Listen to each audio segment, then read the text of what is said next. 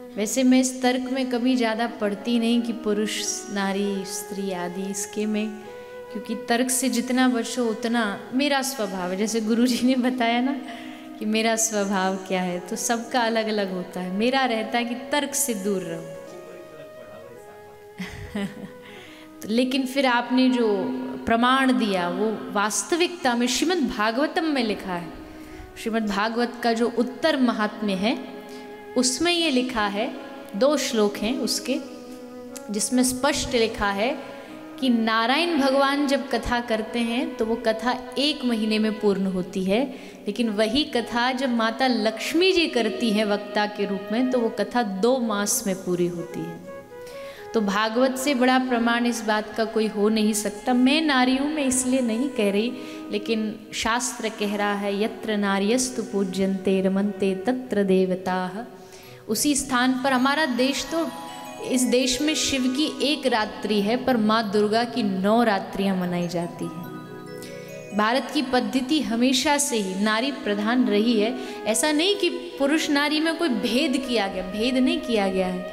और आज का समय तो ऐसा है कि कोई क्षेत्र हो, नारी कहीं पीछे नहीं है, बेटियां कहीं पीछे नहीं हैं। जिस भी क्षेत्र में आप जाइए, धर्म का हो, राजनीति का हो, देश को पहले के समय में क्या था कि देश एक नारी नहीं संभाल सकती, लेकिन उसके आज इतने सारे प्रमाण भारत देश में हमारे माननीय भूतपूर्व प्रधानमंत्री रही, और जिस देश में हम बैठे हैं उस देश का भी देखो सबसे बड़ा प्रमाण, यहाँ सदा से जो राज्य रहा है वो नारियों का रहा है।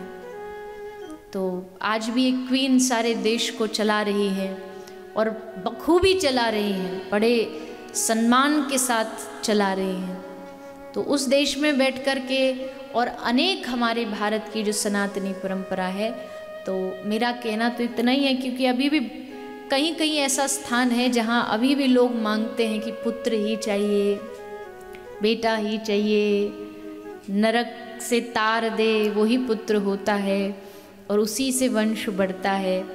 खैर, सबकी भावनाओं को मेरा प्रणाम है, पर ये नहीं भूलना चाहिए कि वास्तविकता में अगर आपके घर में किसी पुत्री का जन्म होता है तो इसका मतलब साक्षात श्री लक्ष्मी कह लीजिए या राधा रानी कह लीजिए, वही आपके घर पधारी है।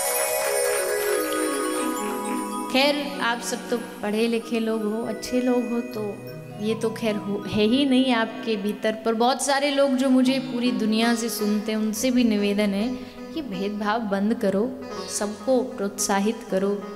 बोए जाते हैं बेटे पर उग जाती हैं बेटियां। बोए जाते हैं बेटे पर उग जाती हैं बेटियां। सुख के स्वप्न दिखाते हैं बेटे पर जीवन को यथार्थ करती हैं बेटियां।